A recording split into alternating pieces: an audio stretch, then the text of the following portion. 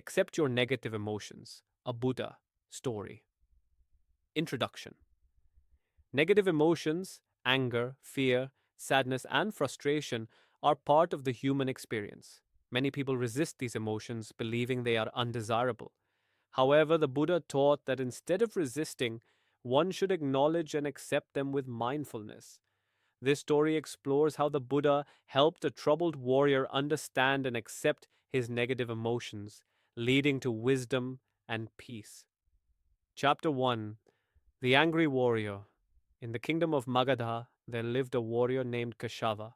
He was known for his strength and skill with the sword, but also for his uncontrollable anger. When things didn't go his way, he would erupt like a storm, harming those around him. His anger made him feared, but also isolated, for people avoided him. One day, Keshava lost his temper in the royal court. The king, who had once admired him, sighed and said, Keshava, your skills are great, but your heart is heavy with rage. If you do not learn to control your emotions, you will destroy yourself. Feeling ashamed yet unable to change, Keshava heard rumors of a great teacher, the Buddha, who was staying near the banks of the Ganges. It was said that he taught people how to find peace and wisdom. Though skeptical, Keshava decided to seek him out. Chapter 2. The Buddha's Presence. When Keshava arrived at the Buddha's resting place, he saw a serene man sitting under a Bodhi tree. There was something in the Buddha's presence that calmed even the wildest of hearts. Keshava, however, was still full of pride and rage. He approached and said, Gotama, I am a warrior. I have conquered lands and fought great battles, yet I cannot conquer my own anger. I was told you can teach me how.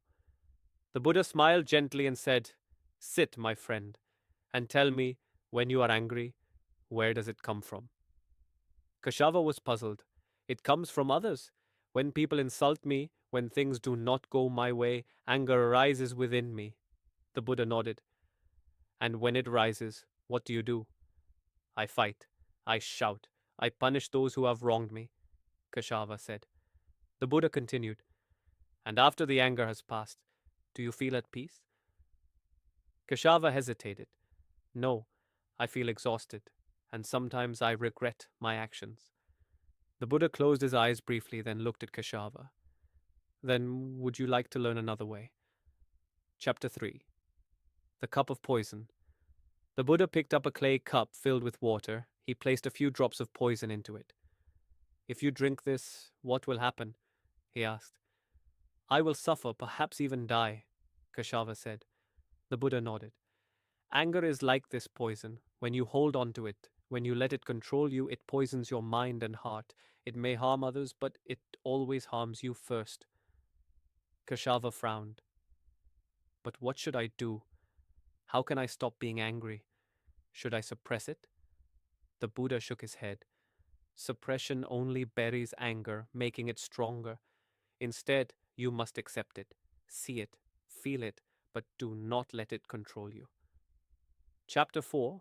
The Storm and the Sky. The Buddha pointed to the sky. Tell me, what do you see? Keshava looked up. The sky, the clouds. What happens when a storm comes? The sky becomes dark, the winds howl, and the rain falls heavily. The Buddha smiled. But does the storm stay forever? Keshava shook his head. No, it passes. Your anger is like a storm. It comes, it rages, but it will pass, if you allow it to. The sky does not fight the storm, it lets it move through. Keshava listened intently. So you are saying I should do nothing when anger arises? The Buddha chuckled. Not quite. When anger arises, observe it. Accept that it is there. Do not act from it, but do not reject it either. Be the sky, not the storm. Chapter 5. The Mirror of Truth. The Buddha then took Keshava to a nearby pond. The water was still and clear. Look into the water. What do you see? My reflection, Keshava said. The Buddha then picked up a stick and stirred the water until it was murky. Now, what do you see? Nothing, only ripples and dirt. The Buddha smiled. This is what anger does to your mind. When it arises, It distorts your thoughts. You cannot see clearly. But if you wait, if you do not react, the water will settle and clarity will return. Keshava felt something shift inside him. He had always acted immediately on his emotions, he had never simply observed them. Chapter 6. The Fire of Hatred. Come, the Buddha said, leading Keshava to a small fire. Tell me, if you wish to put out a fire, do you add more wood to it? No, that would make it burn stronger, Keshava replied. Exactly. When someone insults you or angers you and you react with more anger, you add wood to the fire. But if you step back and do not feed it, the fire will die out on its own. Keshava felt a deep understanding dawning upon him. His entire life he had fed the fire of his anger. Chapter 7. The First Test. A few days later, Keshava was walking through the village when a man accidentally spilled water on his clothes. His immediate reaction was to shout in rage, but then he remembered the Buddha's words. He took a deep breath. He felt the anger rising within him like a storm, but he did not act. He observed it.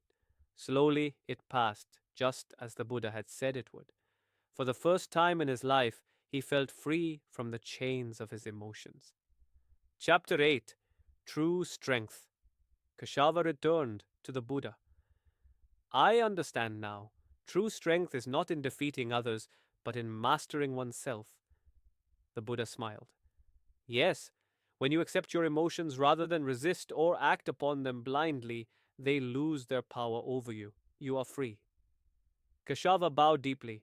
He had come seeking control over his emotions, but he had found something greater: peace. Conclusion. The Buddha's teachings show that emotions, even negative ones, are natural. The key is not to suppress or be consumed by them, but to observe and accept them with wisdom. When we do this, we no longer react impulsively and we find true inner peace. This is the path to real freedom.